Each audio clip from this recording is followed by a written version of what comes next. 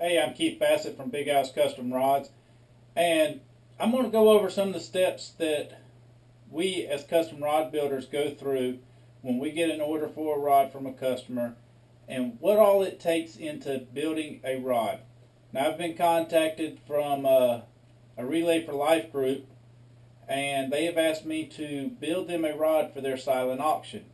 I contacted the guys down at Mudhole and let them know what I had going on and told them what I wanted to build. I was going to kind of build an all-around rod for the auction so that whoever got it, they could have a good rod that shows them the benefits of a custom rod, the benefits of using an MHX blank, and they can fish with multiple different lures. It's not a really specific rod for one specific lure like some of the other rods that we build for people are.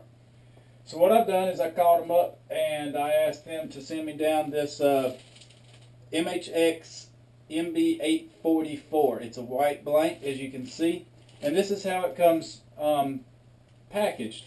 If you was to go to their store down in Oviedo, Florida, this is how you'll see them in the showroom. So first thing we're going to do as a builder is pull it out of the packaging, and up here at the top is the label that tells me what that rod is. So I'm going to go ahead and get that out of there so I don't lose it.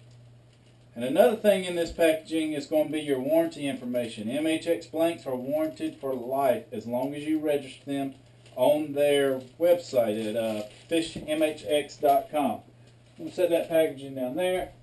I'm going to take my label, I'm going to put it out of the way so that I don't lose it. I don't get anything on it during the building process. And that way it's nice, clean, and ready to be placed onto the blank when we get done building this rod. After I've done that, first thing I want to do is check my spline. So the way we check a spline is we bend the rod and then we roll it. And it's going to automatically pop into a little place. Now I can't do it on this carpet floor. I'm going to pop it onto my little rod, my little wood table down here, and I'm just going to roll it. And it automatically pops into place. That tells me what the spline of this rod is. So I'm going to take me a little marker using a little black Sharpie. I'm going to double check that spline one more time because I want to make sure that it is exactly where it's supposed to be. And there we are. I'm going to make a little mark up where the tip's going to go. That way you don't see, when the rod's complete, you don't see my little mark on there. And I did it black so that I can see it for future reference. Another thing, when I make my order from Mudhole, I go on to fishmhx.com. They have a nice chart on there that tells you dimensions on the rods as it goes up in 2-inch increments. Alright, why is that important? I determine whatever length handle I want on this rod. I come down on my chart and I look, and that tells me what the dimensions is there. That way I know what reel seat I need to order, because I do use exposed blank reel seats. They've got the hole cut in the bottom, and when I slide that reel seat down, double check fitment before I start everything, I see that I have my desired handle on my rod. My reel seat set in place, exposed blank, and now this is how long my handle's going to be. Next step is going to be determining my cork.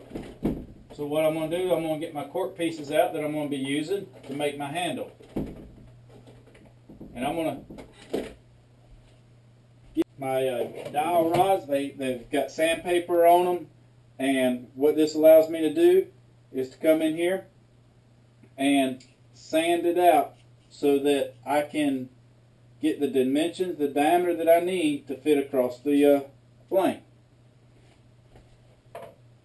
So that once we get all this sanded down, I'm going to test fit everything, make sure that it's all going to fit the way it's supposed to. So here we go. We see everything fits in together. Got my fighting butt cork, little winding check, rear grip. This is a split grip handle.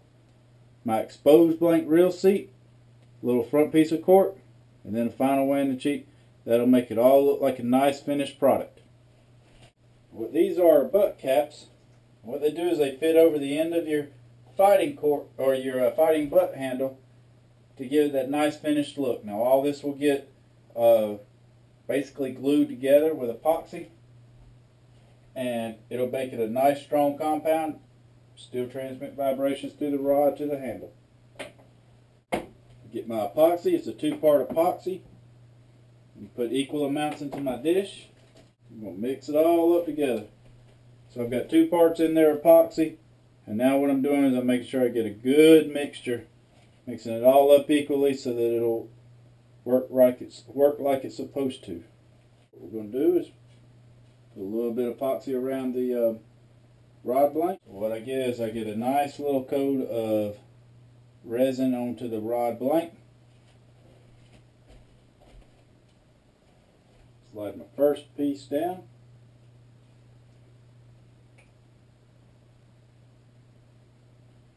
I kind of spin it on there so that I know that I get a good coating on the cork also. Next we're going to slide my winding check down, making sure that my cork comes to the end of the handle, end of the rod. The other thing I'm going to do here is I'm going to put a little more resin onto my fighting butt so that I can put my end cap on and give it that finished look.